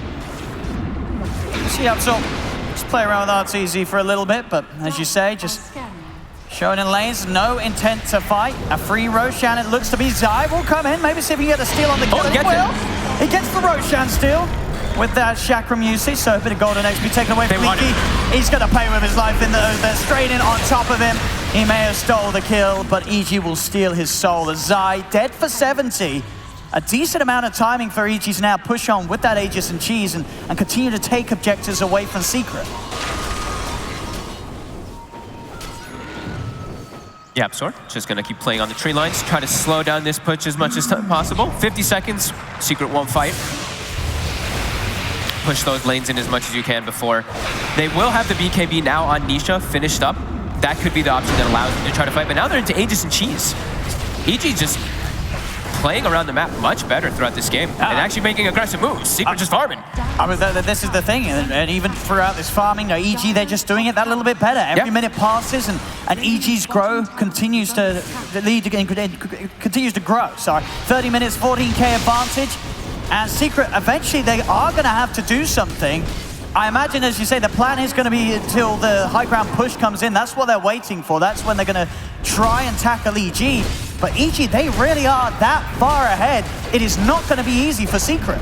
No, the fights, they have good team fight as well on EG, right? They have the Wyvern Curse, they have the Nyx follow-up stun, and a lot of different ways to look to take that fight. And so many huge items coming out for EG with the objectives that they're cleaning up, this extra bit of gold that they're picking up. Bloodthorn done on Arbed's TA, so Arteezy with the AC.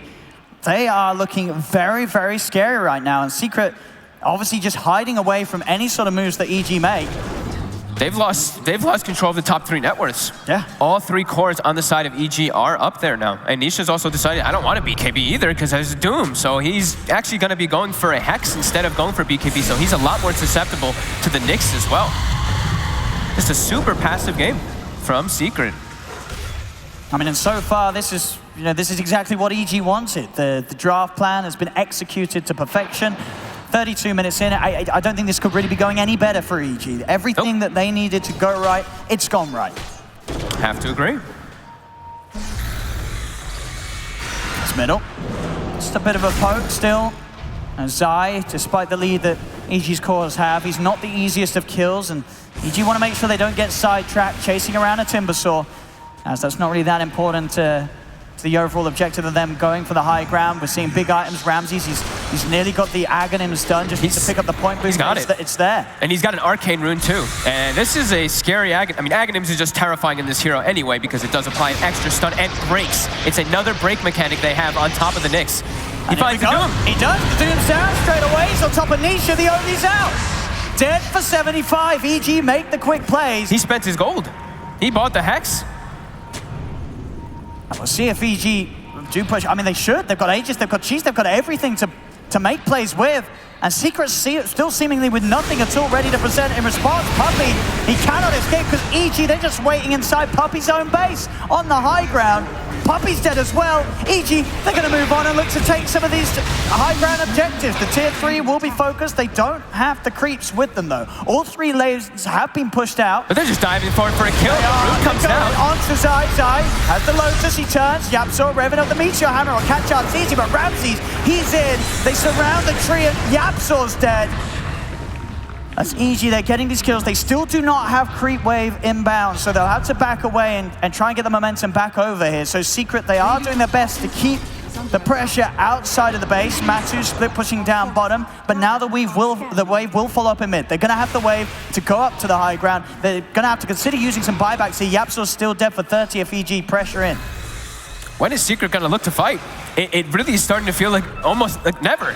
They went for Moonshard now on the Slark. The OD, like we said, he stalled out going for like a BKB or any type of protective item for himself, going for the Hex. They just can't fight into what EG has at all. And it's been like that for quite a long time. It's gonna be a Doom back up in 10 seconds because it was a Arcane Rune Doom that he popped before. And they can just keep their faces parts here and they just continue to grow the lead. In the base they are, Zai. Starting to step out. Doom is back online. So if he does come too far at this point with the 18k lead they have, they can now afford to even just commit onto Zai. They certainly have the damage to do so. Matu starts ahead and he's going to try and pounce forward aggressively here. We're going to move it on to Ramses, and Crit does get silenced. He's running away. They'll slow him down. They'll try and turn. Arteezy pops the cheese. Back up to Fulham with a BKB. They'll try and come in onto the 2 of them. Ramses on Nisha. The stuns there. Ramses with a BKB in the Doom. He's caught out the OD. Nisha's in trouble. The damage comes out from Arbed. Nisha is dead once again. And now towards Zai they go. The Infernal Blade snaps down Ramses. Lining up the stun. Yapsaw goes for the overgrowth. Tries to beat Hammer. Gets forced in though. It gets cancelled. They're trying to go for Crit. But EG, they're just too far ahead. Another Timber trade across. They look into Arbed, but they cannot get on top of this TA. They will lose the Wyvern. Arbed turns. Does about to, but he goes go down. They kill the Templar Assassin. They are starting to get out of them. Get Crit lining up these 2-man stuns. The buybacks coming out from Secret. They're throwing everything into this fight to try and repel EG, and it will work. EG will back off for now. Cost them a couple of buybacks here, the big one being Matumba Man. But they do finally manage to take a fight where they get some of the core kills. They are able to kill Arbed's TA. Ramses is playing this perfectly. Every single time he's just like, okay, I see Nisha. I go on Nisha, gets the Doom off on him right away. The team fight lasts quite a long time there, so we see Matumba, he was starting to build up the stacks there. But overall, fantastic stun from Crit to be able to finish off that Slark. And Crit, 0-1-13 this game. He seems to be almost everywhere and connecting with his stuns perfectly to be able to set up for these kills. He's got 3,000 gold on top of a 4-staff Spirit Vessel. Super farm Nyx, as we kind of expected to with that GPM that was kicking in. And you know, some sort of sign of life from Secret, but definitely not the kickstart they need if they want to try and swing this one around, because now the game in this very precarious position. 7 minutes, Matumba Man has to play incredibly safely. If EG are able to get another sort of jump on him, they're going to have that timing when the Doom's back online. The game's just going to be over. Matu has to be prepared to be entirely defensive, and Secret, they've got to be there ready to protect him from any sort of aggressive move or sweep of the map that EG's almost certainly going to look for when Arbed's back up. That's by the pit as well. There is that DD rune, and this would be ideal if EG want to take this and try and go for that play. To try and get that all-important jump that could seal the game ender here in game one. They have no way to peel. I mean, they have the relocate that they can use to kind of peel Nisha away in some instances, but they don't have any, they have no force steps on their team to actually just like force Nisha out if he does get doomed and jumped on initially.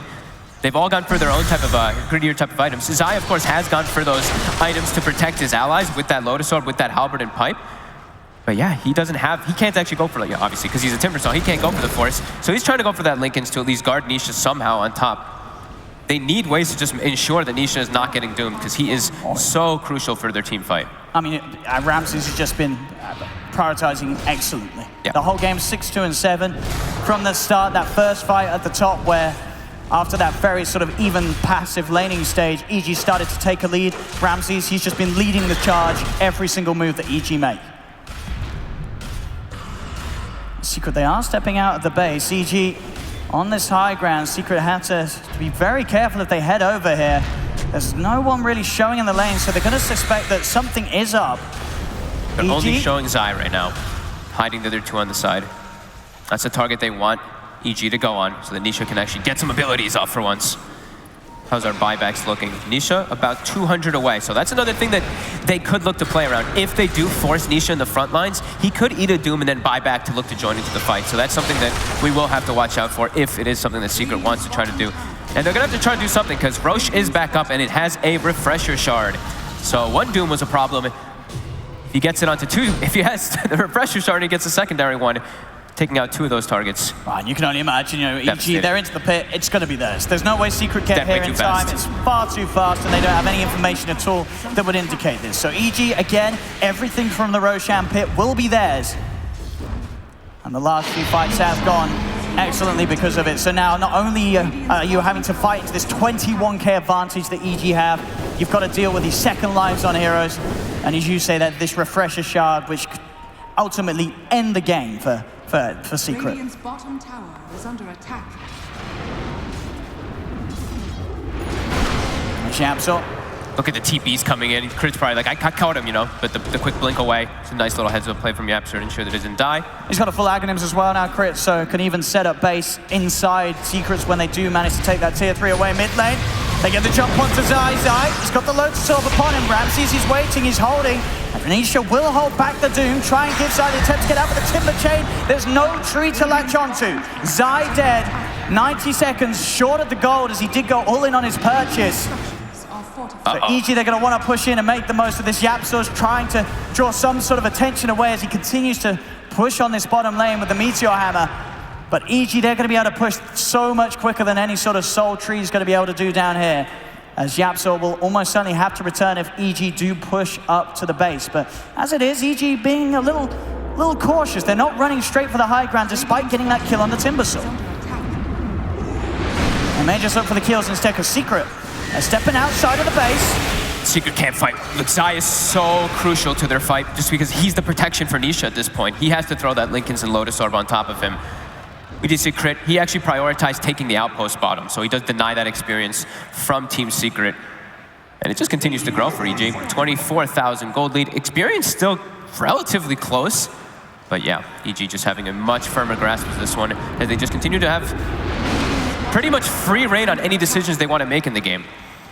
Yapsor's trying his best to do this rat here down bottom to take out this tower. He's almost got it taken out. But what can they actually gain out of this? It's just going to be a little bit of gold for the time being. I mean, is there any sort of urgency, do you feel, for EG's lineup to go for this push onto the high ground, or can they sort of play in this relaxed manner where they're just almost waiting for Secret to make mistakes rather than they themselves going for a push that could end up in Secret turning a fight around? With this lead, I wouldn't say that they're very concerned. If the game was if the game was closer, maybe like 10K or something, then maybe they could start to be a little bit pressured because Secret's lineup does scale very well. But with a 25,000 gold lead, you're getting Refresher Shard and full map control with the Doom on your lineup, you have to be feeling pretty good. Because this Doom, like we said, with the Refresher Shard, he can just take out 2 heroes. Or he can take out 1 hero, they buy back, and he takes them out again, be it Nisha. I mean, this is just, this is a masterclass from EG, this opening game of the best of 5 so far, and something that's incredibly exciting to see going into the rest of the series, because people wondered, you know, Secret, they have been destroying teams on their upper bracket run, and EG's now come into the grand finals, and they're just making Secret cower. You know, Secret, they're not doing anything in this game because EG, they're entirely controlling them. This whole 41 minutes of the game has been all EG's lead. And a timeless relic for a Doom, as we saw, of course, picked up earlier as we hit 40-minute mark. That is, that's actually really scary, especially with the Aghanims. Infernal Blade, when he's getting close to 25 on Doom. A 25 Infernal Blade Doom with Aghanims with a timeless relic, I don't even know how much damage it's going to do. That might actually just take out like 60% of somebody's health in one attack. And break them, of course. Still playing a bit of the waiting game. I mean, I bet you can feel it. You know, EG, they are probably loving this. They know, that, you know, especially in like a game 1, the more sort of damage they can do to sort of Secret's minds in this match, the better it's going to be for them going forward. They want to make this loss for Secret as painful as possible. A real test to see if Secret can keep their cool when they're being dominated in a way that they really haven't been so far this tournament. And if Secret can even take a fight at all in this game, because it really has seemed like Secret's never really taken a fight. They took that 1 attempt up top and just got wiped. Besides that, it really has just been EG all over the place throughout this entire game. And all lanes pushing in, so they're just keeping Secret in their base. I feel like Secret's been stuck in here for a long time now. Ramses. Quick look towards side, but nothing more. Still yet to show any intention of trying to push on up to the high ground. They have got the creep waves in position. They've swung all 3 waves momentum round in their favor. And look at bottom, just in case it does push out at all. There's 1, 2, 3, 4, 5, 6 traps set up to de-push the wave. There's 1. He can easily just clear them out without even being there, get that extra farm. And there's 2. And there goes the wave. And he's going to reset up the traps. Aegis gets reclaimed. Can Secret actually take an advantage of this as they do smoke and look for something now? They do have the timer for that Aegis. Let's see if they can catch EG apart at the moment. The 4 members of EG here. Even Crit looking to move over and join the rest of them, who could be caught out alone if they do have vision prepared. Sneaking around beside them. They don't have anything down, so Crit will go around and, in fact, find inside of the trees Yapsor. Meanwhile, Matu gets soloed down by Abed, and then in the mid lane, Zai says Timber Chain away. Yapsor cannot get back onto the base, though. A defensive Astral will be used. Do they have the follow control after he comes out? The Meld hit, it's enough. Ahmed claims the double, and he's now jumping in for Ramses. He gets it again. He finds his target. He finds the goal. Overgrowth will be in place, but the BKBs from EG allow them to push on, kill off Nisha. Secret, they're buying back, but can they get any kills out of this? Ramses forced away to safety. The Colin keeps him up, but he finally falls. They've lost Ramses. A second buyback as they bring Ramses back into the fray. EG know this is their chance to close things up. He's trying to stay on top of Matu, but Matu's into the trees. RTZ's cleaning up Secret inside their base. He finishes off Puppy, turns over towards Zai. They're down Nisha and Puppy for a full minute as EG they're in. They hold Zai in place. Abed turns back over to Matu. Another pounce will get him away. Static link onto Zai. They're forcing him back towards the fountain. Can RTZ finish the kill in time? He's disarmed, and that will allow Zai to live. Zai will survive for now. Secret get back in the fountain, heal up. EG, they've got to turn their attention towards the objectives. The creep wave is moving in top, so the protection will fall. They could go onto the tower, another jump in from Matu and a bounce away. They're looking to draw EG's attention away from the objectives. They're in the jump. Ramses again, straight in on top of Yapsor. The tree's down. Zai, he should fall as well. Matu cannot help him out. The Doom, the second Zai is one. gone. Doom onto Matu. He's dead for 2 minutes. No buyback. GG is called. And EG, they don't just, when they destroy Secret in this game one, Secret looked at the most loss we've seen in such a long time. They had no plan for recovery. EG just played around with their food, and they finally went in for the finishing bite. I want to say Secret got a kill, at the 13-minute mark? They got a kill at the 27-minute mark after the laning phase, and then that was it. EG just kept full control of the game. They farmed it amazingly on all their heroes. Their support movement for me this game was phenomenal. Between Crit and Fly, they seem to just always have a great read of who they should go on. And Secret, they just sat back and farmed. And EG seemed to be perfectly fine with that. They were really happy with everything. And of course, we have to mention Ramses.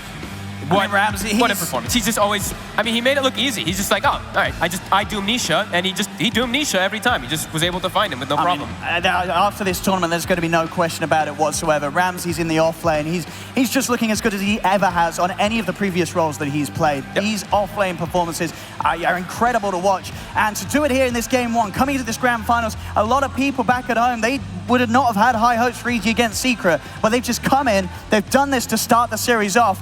Secret's now in a bit of a weird position. We've seen how well Secret can dominate, but if they've been knocked down this hard in a game one of a series, are they ready to pick themselves back up? And especially, we did mention it, they do not play IO that often.